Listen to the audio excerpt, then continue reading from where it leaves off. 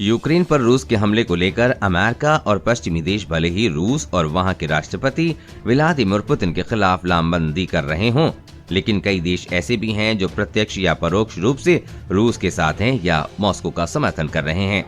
Putin के सहयोगी की बात करें तो पहला नाम बेलारूस के राष्ट्रपति अलेक्जेंडर लुकाशेंको का आता है, जिन्होंने हमले का ऐलान होते ही अपनी सीमाएं पुतिन के टैंकों के लिए खोल दी थीं। इस बीच बेलारूस के राष्ट्रपति का एक वीडियो वायरल हो रहा है, जिसका प्रसारण सरकारी टीवी चैनल पर हुआ था। इस वीडियो के हवाले से कहा जा रहा है कि यूक्रेन को फतह करने के बाद रूस और पुतिन का अगला टारगेट मोल्दोवा होगा।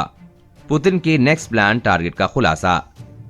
मेल ऑनलाइन में प्रकाशित रिपोर्ट के मुताबिक भले ही अब तक की लड़ाई में बेलारूस सीधे तौर पर सामने नहीं आया था, लेकिन हाल ही में यूक्रेन की खुफिया एजेंसी ने दावा किया है कि उनके देश के खिलाफ युद्ध में बेलारूस खुलकर मैदान में आ गया है।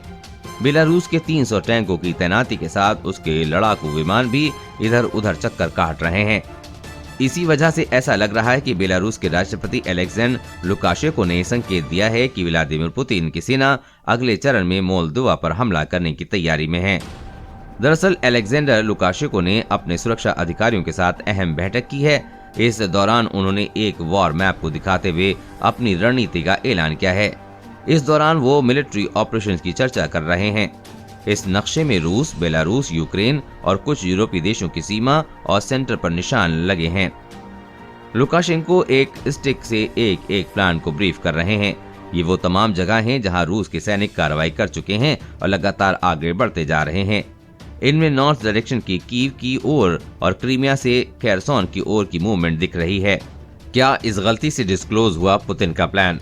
वीडियो में उन्होंने हमलों से जुड़ी वो निशान भी दिखा दिए हैं जिन पर अभी रूस की एयरफोर्स या थल सेना ने निशाना नहीं बनाया है। इसी दौरान ओडेसा के पोर्ट सिटी से मोल्दोवा की ओर इशारा करते हुए वो कुछ चर्चा करते हैं, जिससे ये अनुमान लगाया जा रहा है कि रूस निकट भविष्य में यूक्रेन के पड़ोसी हिस्सों में अपने सैनिकों का मार्च कराने का मन बना चुका है। हालांकि अलग बात है कि यूक्रेन के फौजी और वहां के लोग भी रूस की सेना का डटकर मुकाबला कर रहे हैं। हमले के 7 दिन बाद भी रूस को कोई खास कामयाबी नहीं मिली है, चूंकि इस मीटिंग का लाइव टेलीकास्ट हो रहा था। इसलिए कहा जा रहा है कि इस गलती की वजह से यूक्रेन के बाद पुतिन के नेक्स्ट प्लान का खुलासा हुआ है। मीडिया रिपोर्ट के मुताबिक यूक्रेन को लेकर रूस का आक्रामक रवैया और तेज हो रहा है। कई मील लंबा काफिला कीव पर कब्जे के लिए बढ़ चुका है। इस हमले में आम नागरिकों की मौत की खबरें भी तेजी से सामने आ रही हैं। ऐसे में युद्ध कितना लंबा खिंचेगा और इसकी लपटें यूरोप के और किन किन देशों तक पहुंचेंगी, फिलहाल इसका अंदाजा लगाया जा रहा है। देश और दुनिया की हर अपडेट पाने के लिए चैनल को सब्सक्राइब करें।